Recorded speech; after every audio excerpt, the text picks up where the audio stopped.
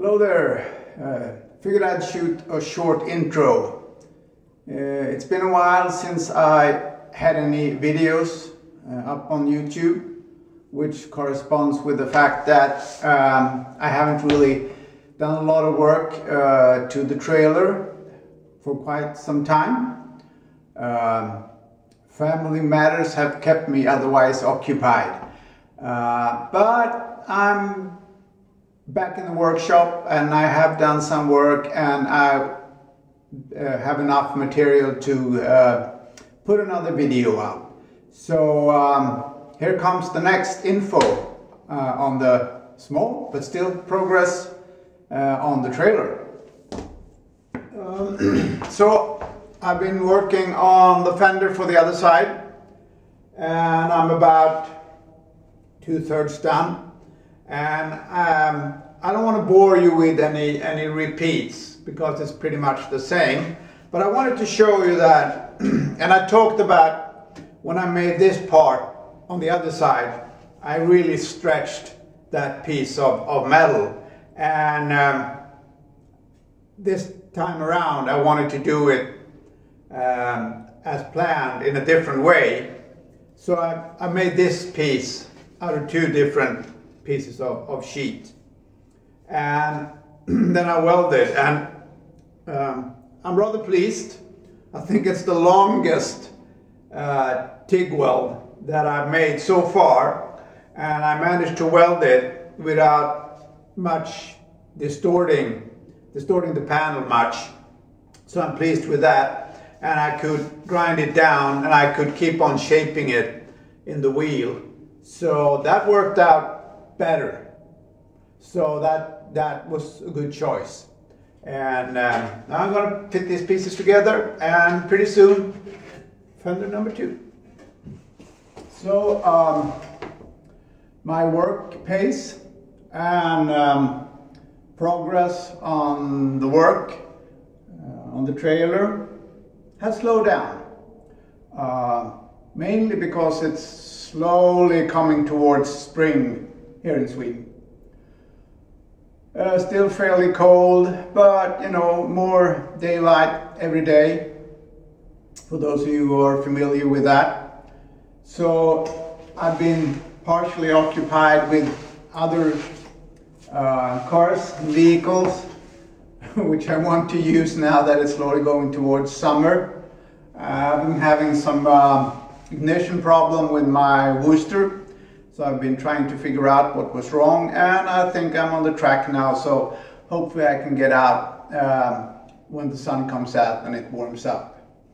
I've done some work, as you can see, however, and I finished up the other fender, and I'm rather pleased. It actually slightly better looking, it has a better shape. It's a little more straight than the other one was. So doing what I told you about with this weld probably made some difference. Part of the difference was also that I did tuck in all the flanges before I started to see what it looked like and see if I had to make any changes with shrinking and stretching and stuff. So that turned out okay, I think. I like it. I had a small gap down here where I put in a small strip of metal to fill that in.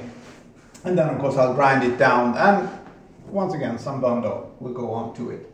I've also started to finish off both the doors and of course the hatch in the back.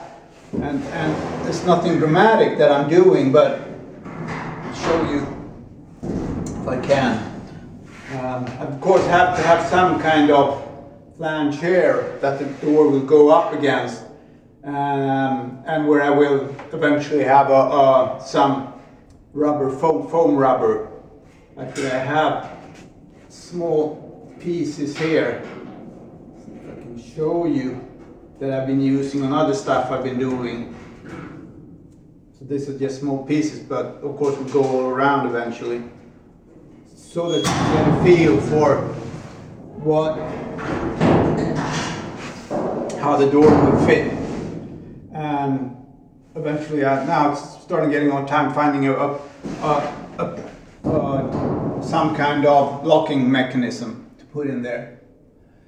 And right now I'm working on the hatch, which of course you can't see, but that's what I'm doing when I'm not working on other vehicles. See? So I've been doing some work to the rear of the trailer, work connected with having the hatch. And of course I don't want it to rain straight into the trailer, so I've been making gutters. I don't know how well you can see them, but they had to be quite wide because my gaps aren't really that perfect. So I've got gutters all the way across up here and coming down on both sides and ending down here. So hopefully that in the end will keep the water from getting into the rear of the trailer.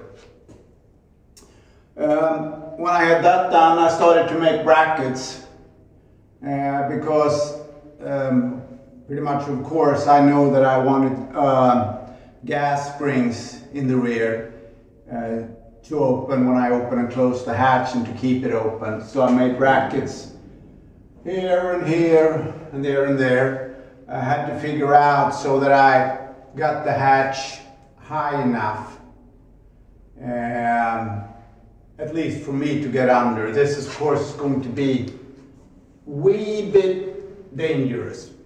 Maybe one should have some kind of, you know, something hanging down so that you don't walk into these sharp edges. I don't really know yet, but also I got these cheap, which was not a good solution in the end because they're much too stiff.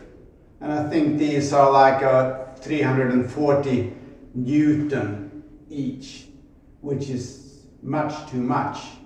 So now I've been in touch with a specialist seller of gas springs, gas dampers, to see if I can get something that is more appropriate.